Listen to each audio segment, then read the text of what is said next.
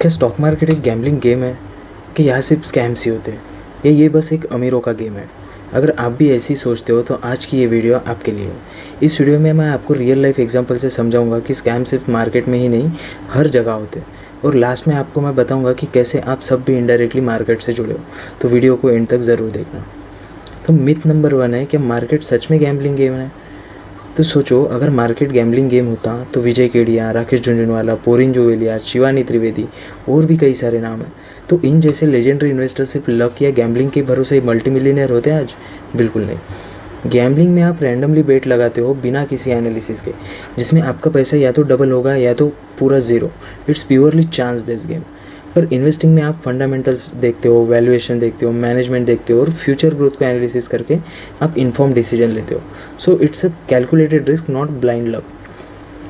और अगर आप बिना सोचे समझे किसी भी स्टॉक में पैसे डाल रहे हो तो आप गैम्बल ही कर रहे हो। लेकिन अगर आप फंडामेंटल एनालिसिस कर रहे हो, बैलेंस शीट्स देख रहे हो, कंपनी का मैनेजमेंट स्टडी कर रहे हो और लॉन्ग टर्म सोच रख रहे हो, तो आप फिर इन्वेस्टिंग कर रहे हो। चलो एक एग्जांपल बताता हूँ, रिलायंस इंडस्ट्री वर्सेस कोई लॉटरी टिकट। अगर किसी ने 2002 में रिलायंस इंडस्ट्री के स्टॉक्स लिए होते तो आज वो मल्टीबैगर रिटर्न दे चुके होते। क्या किसी लॉटरी ने कभी ऐसे रिटर्न दिया है? बिल्कुल नहीं। तो मार्केट में पैसे तभी बनते हैं जब आप नॉलेज और पेशेंस के साथ इन्वेस्ट करते हो, नॉट बाय रैंडम बेटिंग। तो मिथ नंबर 2 है, मार्केट में सिर्फ स्कैम्स ही होते हैं। देखो, स्कैम तो हर सेक्टर में होते हैं, जैसे कि बैंकिंग सेक्टर में। यहाँ हर साल इंडिया में कोई ना कोई बैंक के फ्रॉड्स बाहर आते हैं। क्या तब लोग बैंक में पैसे रखना बंद कर देते हैं या बैंक में एफडी करना बंद कर देते हैं? बिल्कुल नहीं। वैसे ही रियल इस्टेट सेक्टर में भी ऐसे कितने बिल्डर्स हैं जिन्होंने लोगों के करोड़ों रुपए डुबा दिए। पर इसका मतलब ये नहीं कि प्लॉट्स खरीदना छोड़ दें, फ्लैट्स लेना छोड़ दें, है ना। कई बार ऐसे इंश्योरेंस कंपनी में भी यही होता है, कंपनी क्लेम रिजेक्ट कर देती है या फेक पॉलिसीज़ भेज देती है, पर फिर भी लोग इंश्योरेंस पॉलिसी लेते ही हैं। तो मोरल ऑफ द स्टोरी ये है कि स्कैम्स हर इंडस्ट्री में होते हैं, लेकिन इसका मतलब ये नहीं कि पूरा सिस्टम ही स्कैम है। और स्कैम प्रूफ होने के लिए सेबी जैसे रेगुलेटरीज बॉडी हमेशा काम करती रहती है। हर एक स्कैम के बाद सेबी ने मार्केट को और ज़्यादा रेगुलेटेड और ट्रांसपेरेंट बनाया। हर एक स्कैम के बाद मार्केट और स्ट्रांग होता है और नए रूल्स बनाए जाते हैं जो इन्वेस्टर को और सेफ रखते हैं। मिथ नंबर 3, क्या स्टॉक मार्केट सिर्फ अमीर लोगों के लिए है? ये तो पूरा मिथ है, क्योंकि आज के टाइम पे ज़ीरोधा, अपस्टॉक्स, ग्रो जैसे प्लेटफॉर्म के थ्रू आप सिर्फ 500 रुपये मंथली से भी SIP स्टार्ट कर सकते हो।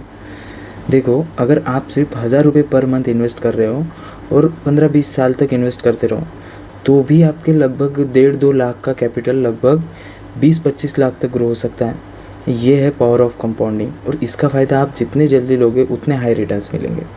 तो स्टॉक मार्केट एक वेल्थ क्रिएशन टूल है, चाहे आप छोटी अमाउंट से लगाओ या कोई बड़ी अमाउंट से लगाओ। एक और रियलिटी बताता हूँ, स्टॉक मार्केट आपके डेली लाइफ का भी पार्ट है। अगर आप मार्केट से दूर भी रहना चाहोगे तब भी आप कहीं ना कहीं उसका हिस्सा हो।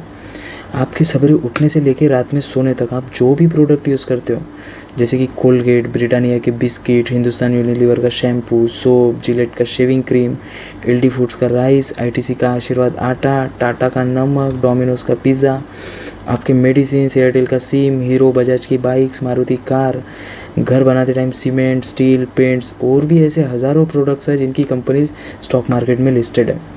मतलब आप इनडायरेक्टली तो इन कंपनीज़ को पैसा दे ही रहे हो, तो क्यों ना उन्हीं कंपनी के स्टॉक्स लेके उनके शेयर होल्डर बने और उनके प्रॉफिट का एक हिस्सा भी हम कमा सकें। और एक एग्जांपल दूँ तो अगर किसी ने 2010 में 50,000 की बजाज की बाइक ली होती और उसी ने 50,000 बजाज के ऑटो स्टॉक्स में डाल दिए होते हैं, तो आज वो स्टॉक्स की प्राइस 50,000 की वैल्यू लगभग 5 लाख के करीब होती थी, लेकिन वो बाइक की कीमत सिर्फ 10,000 होती थी। तो अगर आप स्मार्टली सोचो तो आपको स्टॉक मार्केट से डर नहीं लगना चाहिए, बल्कि उसका बेनिफिट उठाना चाहिए।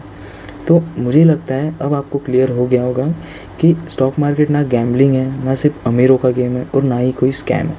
अगर आप एजुकेटेड और डिसिप्लिन वे में इन्वेस्ट करो तो ये आपकी वेल्थ बिल्डिंग जर्नी का सबसे बेस्ट टूल है।